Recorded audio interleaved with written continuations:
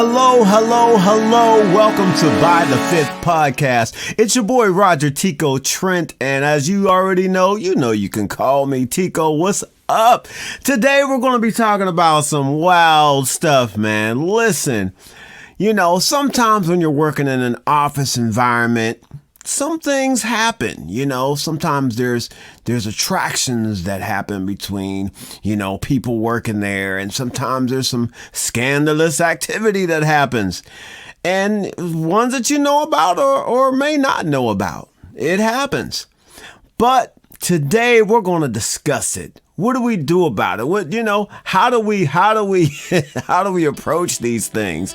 So today I have on none other than Gregory Trent, he's my brother, he's my friend, and he is also in HR. I'm going to let him tell you his title because I don't want to mess that up. But this man is in HR. He's been in business a very long time, so he knows what to do, and he is an expert on this subject. So, ladies and gentlemen, without further ado, give it up for Greg Trent. Hey, how you doing, my brother? What's up, bro? It's so good to talk to you today. It's really, really good to be on, and I don't know if I'm an expert, but I'll be glad to give a couple nickels into the dime if I can. Well, tell us, what is your title? Well, I am now a senior HR manager, and over the years held many titles, and by virtue of the type of work that I've done, had so many HR situations over the years. I'm working closely with, even in other roles, with HR, labor, with unions, with legal. I was previously in a very litigious state, I'll put it like that. And so, working with lawyers and depositions and poor decisions and the whole 9 yards. So yeah, I've been there. Okay, so then you're very familiar with wild things that happen in an office setting, whether appropriate or inappropriate, huh? Absolutely. I mean, businesses and corporations are full of people. And so people come with their own particular luggage, backgrounds, schools of thought. You'll be in some situations where you'll find out that the person legitimately thought that what they were doing was okay, and for you it's so far beyond the pale, and so after a while you stop being surprised. You just start saying, hey, just when you think you've seen it all, you see something new. I'm sure, and that is the truth. Well, let me give you a couple of situations what I want to talk about today. So, I worked at a property. Let's just call it Scandelous Estates. Okay, so I was working at Scandelous Estates. I think I worked there before. You said you worked there before? Yeah, I think so. In Scandelous Estates, we had, we'll call him the family man. We had Tough Cookie. We had Newly Divorced. We had Free Spirit. We had the Truck Driver. And then we had Fabulous at 40. All right. So we're all in this office working together. Now, the truck driver didn't work in the office, but somehow he always seemed to find his way to the office. He wasn't always delivering things. He was just popping up in there and talking. Now, we found out later that Free Spirit had hooked up with Newly Divorced, and Tough Cookie hooked up with the truck driver. Now, Family Man had his own little secrets, so we didn't find that out till later. But me and Fabulous at 40 were sitting there confused, trying to figure out what in the world is happening. And the reason why we're confused because one day we're in the office and Fabulous 40, now mind you, we didn't know any of this stuff was going on. Newly Divorced, and Free Spirit comes down and she tells her, hey, you might want to go in the other room. And next thing I know, her other girlfriend comes running in, screaming. She runs into the other room. She's banging on the door, cussing, screaming, "You better come out of there. I'm going to kill you." Like they're all going off in the leasing office, right? They're in there like flipping. I'm like trying to figure out I'm still confused. What's happening here? Okay. The three of these ladies are having a fit. All right. So that's how I found out about the little, thing going on with Free Spirit and, newly divorced right. and other lady, right? So those things is going on. Meanwhile, I'm coming onto the property one night and I see Tough Cookie. And I say Tough Cookie because she was a very tough manager. But I seen Tough Cookie letting truck driver who was a resident out of her truck. So I seen that and I'm like, now, mind you, I actually didn't pay no mind to it. I was like, oh, that was nice. She gave him a ride. Now, Tough Cookie was married and I knew her husband. Okay? So, but she closes the door, locks it, and says, "Can we talk?" I'm like, absolutely. So she looks at me and she says, "Roger, listen, I know that you caught me with truck driver. But, things happen. We all have our love lives and we all have our..." And she starts to confess, and I'm like, what are you talking about? I'm totally lost, And then she says, "You're not going to tell my husband, are you?" Oh, Mary, Mother of Jesus. That's when it hit me. I'm like, so yeah, okay. So truck driver and Tough Cookie, he's delivering cookies. That's what's happening right now. He's delivering cookies, and I had no idea what was going on. So it made it very weird for everybody in the office. Everybody in the office was just like, these three people had something going on. I know everybody's secret. Fabulous at 40 was just pulling me into the coffee room like, what is going on here? Where are we working? Like, what is happening? I was like, hey, man, I don't know. But they got rid of me because they didn't feel that I gelled with the rest of the group well. So I was let go because I didn't have any secrets to share of mine own with them. So what I want to know from you, Greg, is, first of all, when you hear something like this, as a person who works in HR, what's the first thought that comes to your mind? Well, wow. So just so much. I'm newly into the HR space, but like I said, for years I've worked in concert with HR. What I found was when I went to a larger organization, usually there are policies, protocols that are in place that are so well defined, and a lot of fail safes. Because this type of situation puts everybody at risk. I mean, not only are you looking at challenges with their own individual marriages and what have you, the ethical implications, then you experience yourself, okay, now I'm in this weird power dynamic because I know secrets on my boss. My boss knows I know secrets and knows that I could spill the beans to her husband, which then there's these conflicts of interest and what have you. So, as you work in a larger corporation, you're able to work within these confines. Doesn't mean things don't happen, right? Things happen. But if you really learn the policies and the protocols, you can sidestep some of this or have a really clear recourse for people like yourselves that stumble upon what's going on with Tough Cookie and truck driver and whomever else in the office. So, when I worked for smaller companies, mom and pops, there were no such policies. So all kind of stuff came up. And I mean, I've had it happen to me. It's hard when you're a really good looking person. It's really hard sometimes.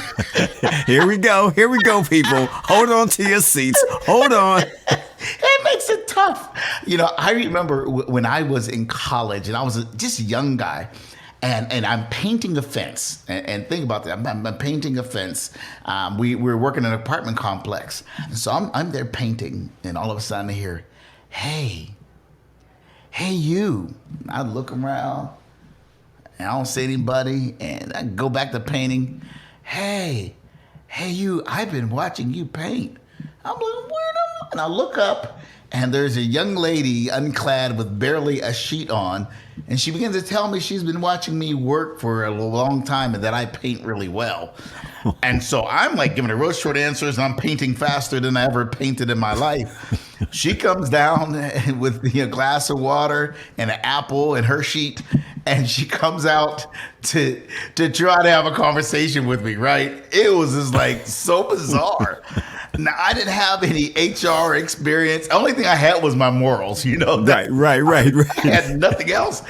And in that instant, I am presented with a challenge of somebody who's coming on to me, and me being at work, even though my work was outside her apartment, trying to do my job.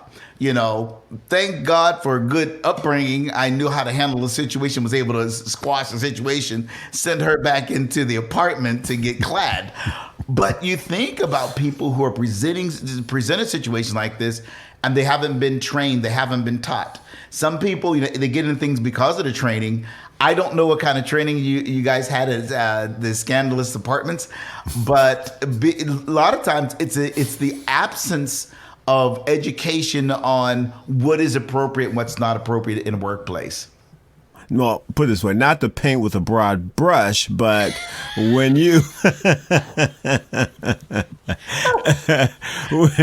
when you are, dealing with that, I noticed like back at, Scandelous Estates, we did not have that training until after those incidents. Like as it started to trickle down, right, then it was, well, don't forget about these trainings. Like the emails started going out about these different trainings, but prior to that, I don't remember any of those type of trainings. Now, of course, that was a different time.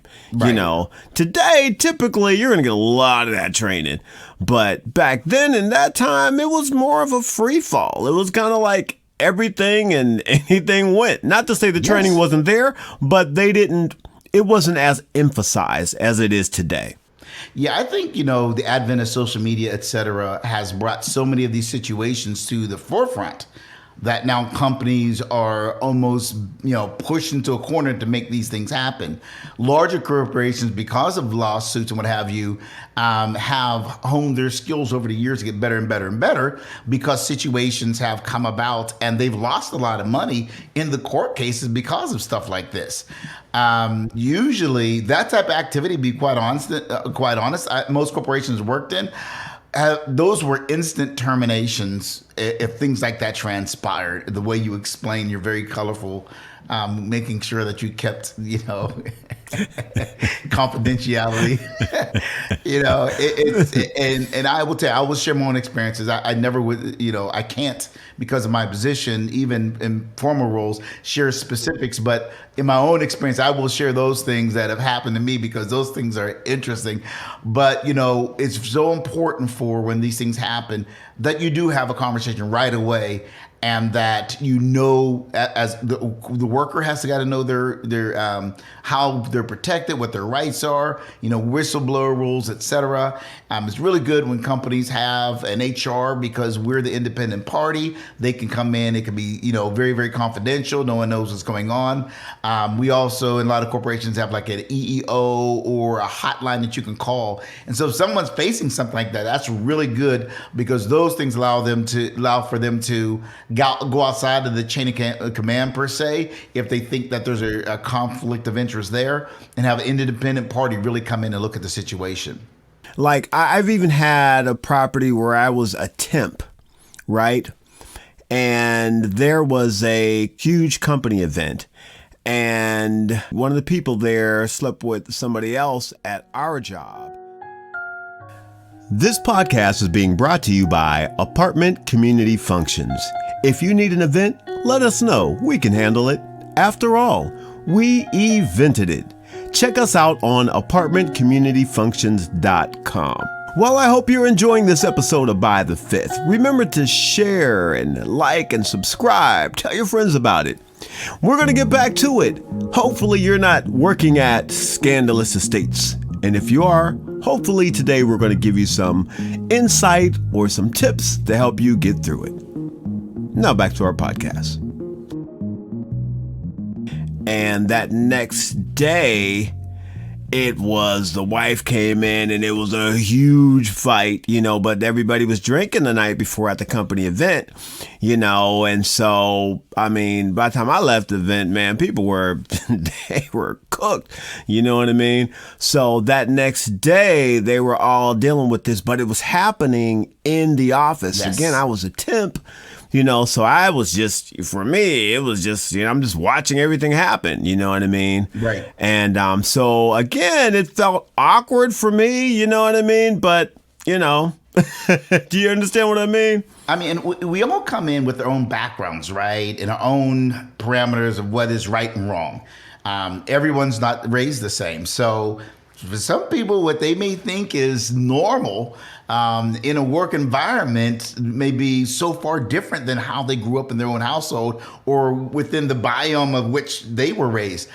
And then when you add the alcohol to the equation, all bets are off. I never forget, I was working, I was in the military at the time, and military, we used to be known for our holiday parties and things like that, right? And even from a young soldier, I wouldn't want to go because I knew how they were going to get. And they said, you got to show up for at least an hour. You got to be there for a certain amount of time, then you can go. And I remember they had this black tie affair I went to, my wife and I, and we're in military. I was in a military tuxedo, and we go in, and that time they had opened the bar like an hour or two before the reception line before dinner. And I remember when I walked in, it was like, woo! And there's a scripture that says they had well drunk. So when I walked in, I saw, they're biblical. They're scriptural tonight. So I was like, oh man. So my wife and I, we go through the reception line and we get to our table and we sit down, and it was immediate. The conversation, the things that people were using, the language they were using was like really off the chain. So much that I didn't wait for my dinner. I said, they can deal with me later. So we got up. We were out at like this really nice resort. We went back to our condo. Actually went down to the local grocery store, bought some steak and shrimp, went back, lit a fireplace in our condo out there on the resort, had our own dinner, right? So I get to work Monday morning, and it's like silent. And I know something's up. So I'm like, man, what's going on? And they're like, you didn't hear? No, I didn't hear. To your point, they were so inebriated. The party was off the chain. They lost all military decorum. And so that was its own gaggle. Then afterwards, they took the party down to the bar. And they did things so that married couples broke up that night. Wow. Yeah, it was divorce was the result of some of the activity to transpire that night.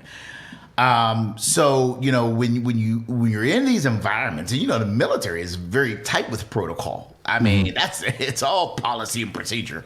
Mm-hmm. And so, but when you add that in, the variable of alcohol, things can become so far out of whack. That corporations are now becoming a lot more conservative. I know that military organization changed their policy going forward and took alcohol out of their annual event because of that specific situation. It's a shame that it had to go to that point before someone thought to step it back. Maybe some preemptive knowledge or wisdom. Discretion's a good word, would have kept that situation from going that far, because all the telltale signs were there, and it was getting worse as the evening went on. So I just think corporations and people in particular, small business, or large business, have to be careful. That's a good point, especially with alcohol.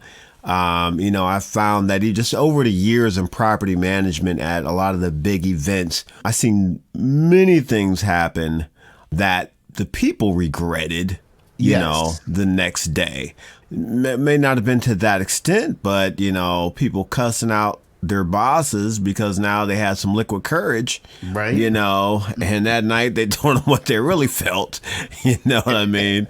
And so they were like, well, thank you for being honest, and you'll pick up your last check next week, So, I've seen a lot of that stuff happen with the alcohol, but when I think about with the relationships, like I have good friends who fell in love at work. Yeah. They met at work, they're married to this day. Right. What I want to know from you is, I think because people spend so much time together at work, I think that's one of the issues. Would you agree with that?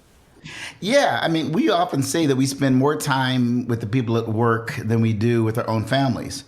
In one of the corporations in which I worked, there was something we called a work wife, right? And basically, you had this person, and they may be the person always made sure your desk was clean, They're this kind of person they were. Hey, you need some more coffee? It was, there was nothing untoward, nothing romantic about it, totally platonic, but they had the work wife that kept them straight. Sure. And you can have healthy relationships at work. I think, as I was saying before, having parameters. So I'll give you an example. A lot of corporations will have it. So let's say two people are on the same team and they're working together. The corporation may say, okay, it's okay to do that, but management has got to know and HR has got to know. And so then we're able to see what's going on. So if that relationship starts to go topsy-turvy, we have some grounds in which come in and say, okay, what do we need to do with this? Usually with people who are not salary management employees, it's a little bit tougher to police because they have the right to pretty much date whomever they want that is not in a leadership position. They can choose to date them. But then, we would say, keep home at home and work at work, and those things bleed. I've seen fights. I mean, where people were put into hospital. I've seen so many things happen based on relationships that started harmoniously at work but got out of hand. I've also seen where corporations have stood in, and when things got out of hand, because they knew what was transpiring as far as the dating, they quickly stepped in. And so, one corporation put in a policy so that, let's say you are at work, Peggy's at work dating Bill, and they leave from work and go have dinner.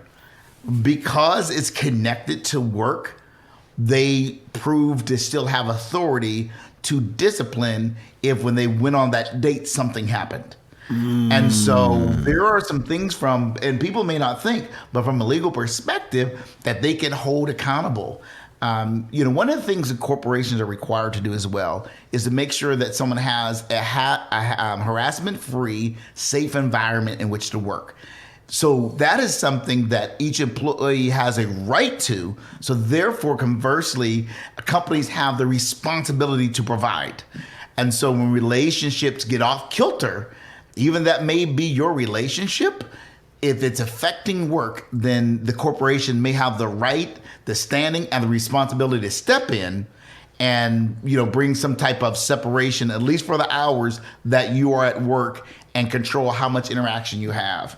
But as far as like you were saying, some people can fall in love at work and this becomes something great, and they leave home at home and work at work. Those are some really, really good situations. I never really thought about the fact of, if you're out with someone, you say it's a work, dinner, that they can hold you accountable for that. Yes. I never thought about that. I'm smiling because in my head, I'm thinking about real situations, right? I mean, things I can't share. If you can imagine it, pretty much I've known of it happening in work environments. So you win maybe a trip or the leadership's going out for dinner, or, people get together from work and decide to go out to dinner together after work. And in all of these situations, things spilling off terribly. Now, when we talk about someone who's in a power position, even if it's one level up above somebody else, there is definitely a danger to the corporation for that relationship to be there. And so HR and management must be in the know in order to make sure that things are handled properly and everyone's protected. If you are in a situation and you're dating someone in management and you're not in management and you haven't sat down with your HR department, you haven't sat down with their manager and made sure they knew what was going on, you're in a very, very tenuous situation that should be course corrected really, really quickly so that it's not a secret, that everyone is aware and you guys know what the rules are for how you work together within that structure and environment. Well, what do you think about, Tough Cookie and Truck Driver? Now, this is a different situation because we're talking about someone who's in a management position messing with one of the residents. Okay. Yeah. So, man, the issues that you can have with that. Yeah, you talk about power dynamic, right? You think about the fact and conflict of interest. That's another term a lot of people are familiar with. Here's somebody who is paying to stay there, then someone who's managing the property. And so often I think about it like this. If the owner of the company were to come in and find out this was transpiring, how confident are you that they would be highly supportive of your activity? That's the best way to think about it. So she was worried about, you catching her in the parking lot if the owner had to come in and found out. Because then, even if it's not happening, it opens up for the insinuation for people to say, hey, I think she's giving Truck Driver special deals on his rent and I'm paying my full rent. I think that she's paying for his rent. I think, and when all of these things start to come, and when you're in a leadership position, you're going to get enough of that anyhow. You don't need to add to it yourself. Right. But it allows for people to really allow the minds to run rampant, and whether or not those things are happening, now this manager needs to answer to this, and that manager's manager needs to answer to it to make sure that there's correction brought.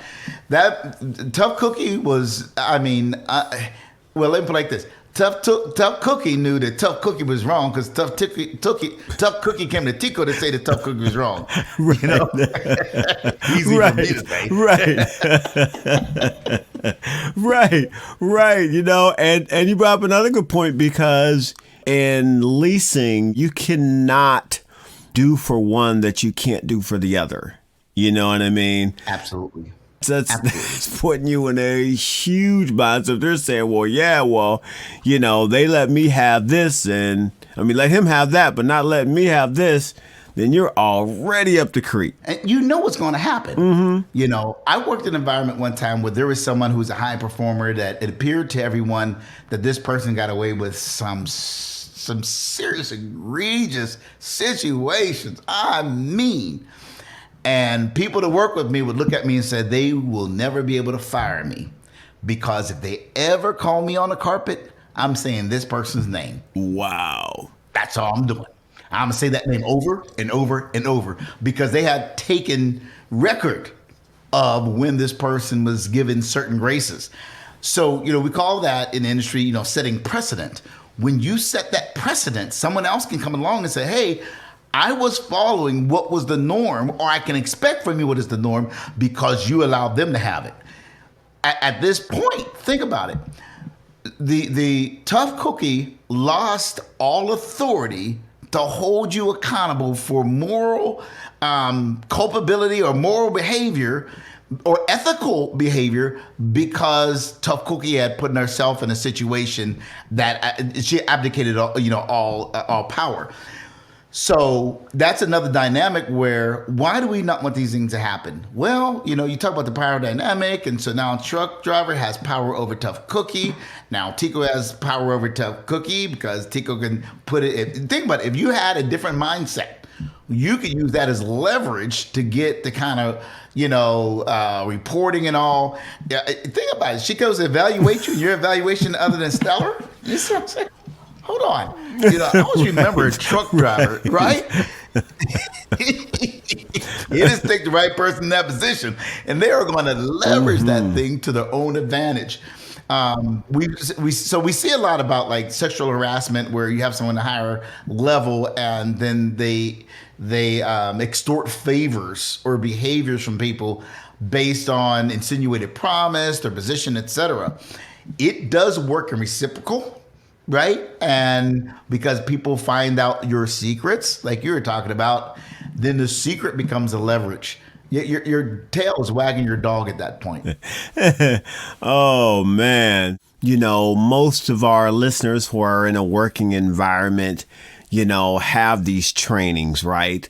Like I said, today it's more prevalent because of, like you said, the lawsuits and what have you. And as time has evolved, it is different than it was back then in this scenario that I'm talking about. The times are different. There was a show called Mad Men that I watched, and the show took place in the 1950s and 60s.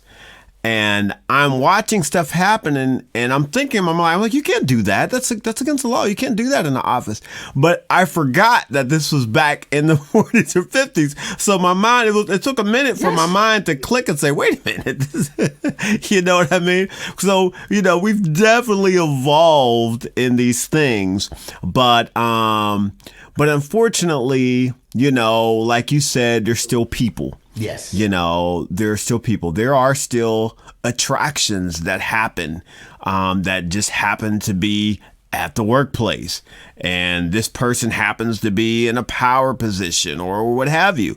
But I think you brought a lot of good things to light in regards to being careful and to use wisdom. What would be your final thing that you would say to help in this scenario? I would say this may seem ultra simplistic, but I always tell someone, don't let anyone ever mess with your money. I tell that to young employees at work all the time. And the reason why is situations will arise to put you in a position where you have a great opportunity to make a really bad decision. And so whether it's blowing up and telling somebody what you really think about them that night, having that drink when you shouldn't have, blowing up and quitting or walking out and later on thinking, oh my goodness, what did I do? Getting into a bad relationship, keeping secrets. And so you really got to step back and think about the situation. And this happens at every level of work. And so, you don't get the manager title and say, hey, boy, I'm a manager. I no longer have attractions. You know what I'm saying? It doesn't work like that, Right. It's not like the scarecrow who got a brain in the Wizard of Oz, and boy, he's doing deep calculus immediately. You don't get this superpower. So outside of superpower, how do you make sure that you create an environment and operate an environment wherein, you're free of harassment, others are free of harassment and leverage? And way of doing that is making sure that you know the processes and the procedures. If you don't know, go to HR and find out. If you're attracted to somebody, go find out. Sometimes they'll have multiple sites and says, oh, absolutely, you can date this person of a higher rank, but what you need to do, I'm going to send you over to our West store and you need to stay at our East store. And that's fine. But it's above board, and that way you have an opportunity to have a really, really, really great relationship. Finally, if you're in a situation and you're seeing things that are going on in your corporation that make you uneasy, you feel are unethical, or giving someone an advantage because of relationships, that really is what your HR is for. That's what your hotline is for. Take advantage of those things. It's not tattling. It's not a bad thing. It will make your work environment healthier. And if someone is innocent, believe me, that will come out too in the investigation. But these things must be investigated. Let me say this before I go. You said something a few minutes ago, and you're right. We are in an evolving environment at work, and it's not perfect yet. First time I heard about sexual harassment was when Clarence Thomas was nominated and the Anita Hill hearings. Yes. I still remember the response of men in our unit as we watched it. And to sit where I sit now and think about the conversations that had happened then Wow.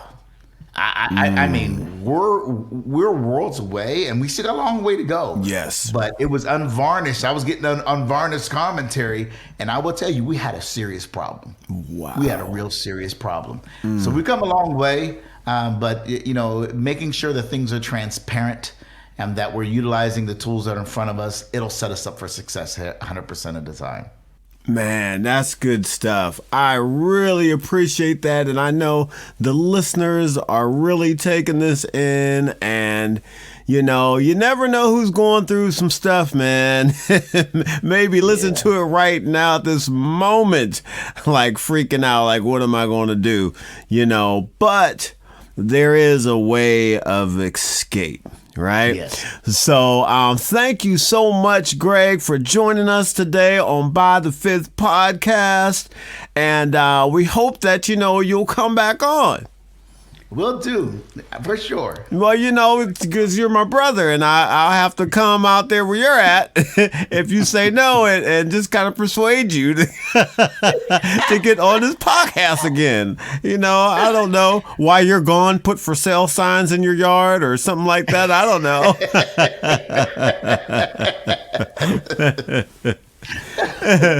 Oh man. Well, I love you, man. I appreciate you, and Greg has always been super smart, and so it's good that we can use it on something besides getting me in trouble with my mother.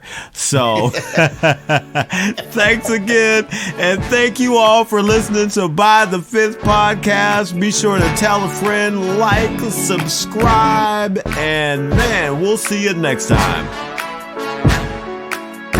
The name is Trent, Roger Trent, but you can call me Tico. What's up?